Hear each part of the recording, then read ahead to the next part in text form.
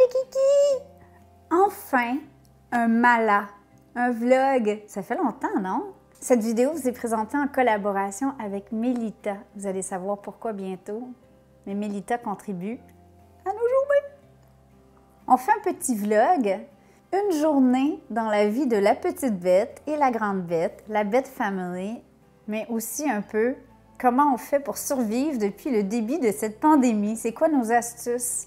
Parce que, on va se le dire, on passe beaucoup de temps dans nos maisons.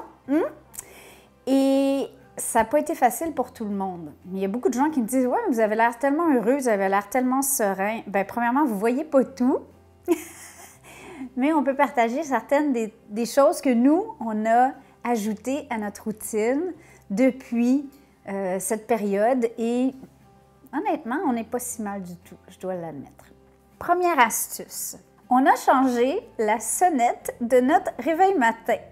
Oui, parce que honnêtement, je sais pas, on dirait que la période où on n'a pas travaillé, où il n'y a pas eu d'école, donc au printemps, il y a 1 an, c'était merveilleux! Après ça, ça s'est suivi de l'été. Alors, on a passé 4 mois, 5 mois à se réveiller avec le soleil qui se levait. C'était fabuleux. On va se le dire, ça, c'était un gros impact positif de cette période. Mais quand il a fallu retourner dans la routine, quand l'école a recommencé, on dirait que c'était pire qu'avant. Alors, j'ai dit à Chérie, à un moment donné, il faut que tu changes la sonnette.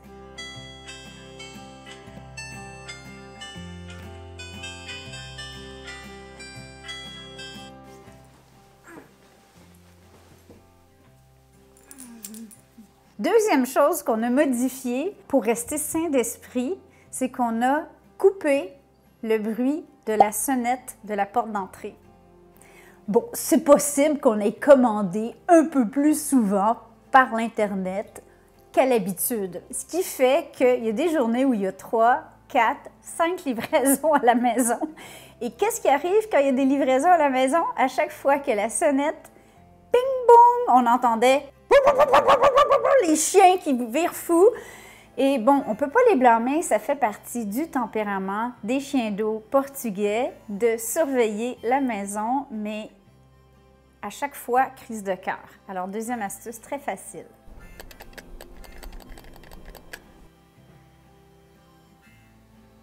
Minute d'humilité, par contre, il ne faut pas oublier d'avertir les gens qui viennent acheter des trucs usagés que vous avez mis sur Marketplace, comme ça m'est arrivé une fois. Hein? Parce que le monsieur m'a réécrit plus tard dans la soirée, puis il dit « J'ai sonné, puis personne n'a répondu. » Puis là, j'étais comme ça. Une autre chose, quand on passe beaucoup de temps dans sa maison, on est quand même chanceux. On avait déjà une station barista, donc du très bon café à la maison. Mais on a amélioré la situation une notch de plus parce qu'on ne va plus dans les cafés. Ça faisait quand même partie de nos plaisirs des fois d'aller prendre un petit café ici et là à Montréal, mais là, on va pratiquement plus à Montréal, on sort pratiquement plus de la maison. Alors, un bon café chez soi, c'est un luxe qui est devenu quasi nécessaire. Pour du café style barista à la maison, du café en grains comme le Mélita Bella Crema, on parle de 100% grains Arabica qui sont torréfiés en petite quantité de façon parfaite. En grains, pourquoi? Parce qu'à partir du moment où vous ouvrez le sac, déjà, les grains de café commencent à oxyder. Dès qu'il est moulu, il oxyde encore plus vite. C'est pour ça qu'on adore avoir un moulin à café à la maison. On moud notre café juste avant d'extraire le nectar des dieux. Donc, avec les grains de café Mélita Bella Crema, on se sent presque en Italie. Presque. Mais ça vous permet de faire un café style barista à la maison. Évidemment, ça aide d'avoir une très bonne machine espresso et un moulin à café. Quatrième astuce, ça aide d'avoir, on a eu un chien pour la majorité de cette pandémie et depuis récemment, pour ceux qui ne le savent pas, on est rendu avec un deuxième toutou, Mademoiselle Shelby, qui met beaucoup de joie et de bonheur dans la maison. Mais ça nous oblige à faire quoi? Aussi, à sortir tous les jours marcher les chiens. Qu'il fasse beau, qu'il fasse pas beau, dans la neige, dans le vent, on est sortis tous les jours. Puis honnêtement, ça fait vraiment du bien. Que vous ayez un chien ou pas, S'il n'y a rien à regarder, écoutez un podcast. Il y en a un pas pire qu'on connaît qui s'appelle Histoire de feu de camp. C'est super bon. Le lien est dans le champ description. Des histoires, c'est relaxant.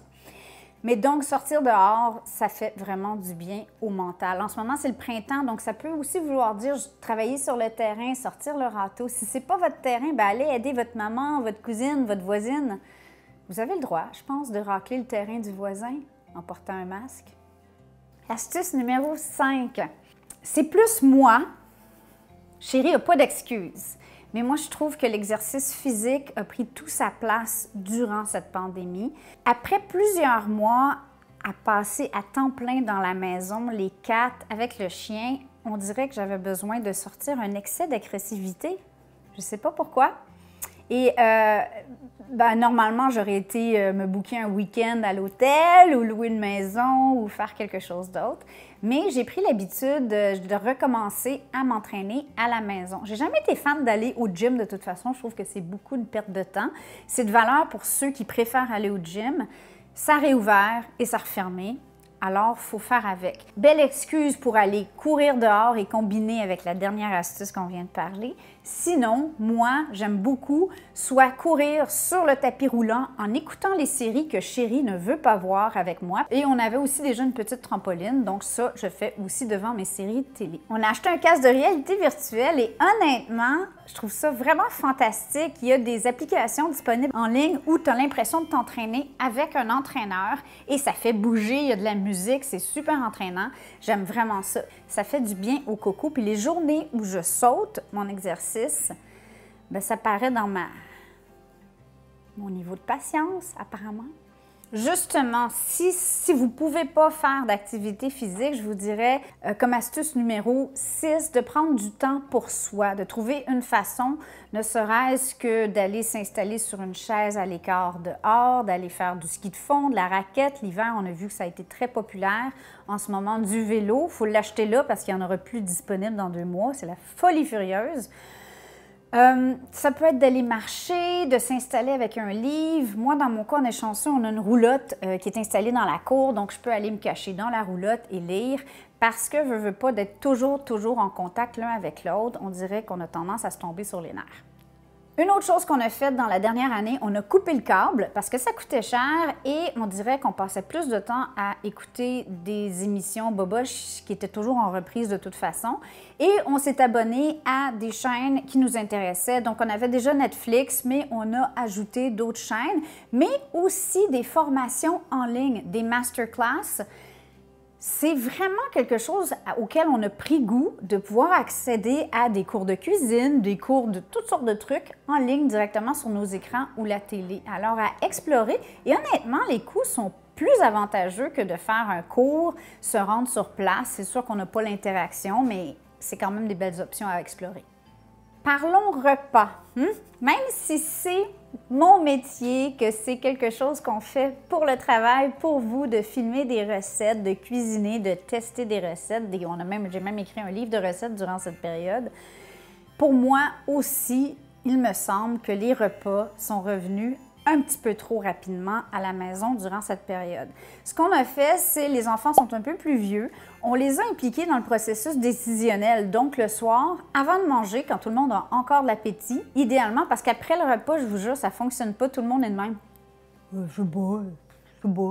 On demande aux enfants qu'est-ce que vous aimeriez qu'on fasse demain. C'est sûr qu'on essaie d'utiliser, on continue à faire adieu les dépenses. On vide la dépense, on essaie d'utiliser ce qu'on a à la maison. Donc, parfois, je peux leur donner des options puis dire on a du poisson. Voulez-vous des tacos, des crevettes, une salade avec du poisson ou du barbecue? Et ça aide vraiment mon stress mental. Parce que je me lève le matin et je sais exactement qu'est-ce qu'il va y avoir pour souper, puis je peux placer ça durant ma journée sans être obligée à 5 heures de paniquer à me demander qu'est-ce qu'on mange. 1 ou 2 fois par semaine, on en profite pour encourager les restaurateurs, donner congé à maman et à papa et se commander des repas locaux. Ça peut permettre à ces restaurants de survivre dans une période qui est vraiment pas facile. Et pour finir, une chose que cette année nous a appris, c'est que ça fait vraiment du bien de se coucher tôt. Peut-être que pour vous, c'est le contraire. Peut-être que vous restez éveillé toute la nuit, vous avez de la misère à dormir. Je sais qu'il y a beaucoup d'anxiété qui a été créée dans cette période et ça a certainement un impact sur le sommeil.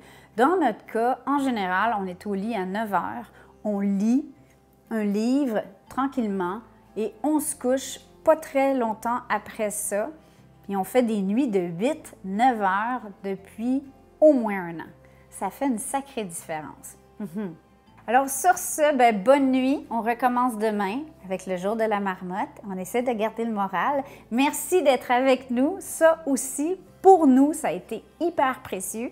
J'espère que de nous regarder sur YouTube, de nous suivre sur les médias sociaux, ça a été précieux pour vous et ça l'est encore, que ça vous inspire des recettes, mais aussi à mettre un petit sourire sur vos lèvres. Puis sinon, le printemps, les oiseaux, ça fait du bien. Qu'on puisse être avec ceux qu'on aime ou pas, au moins, on peut sortir dehors.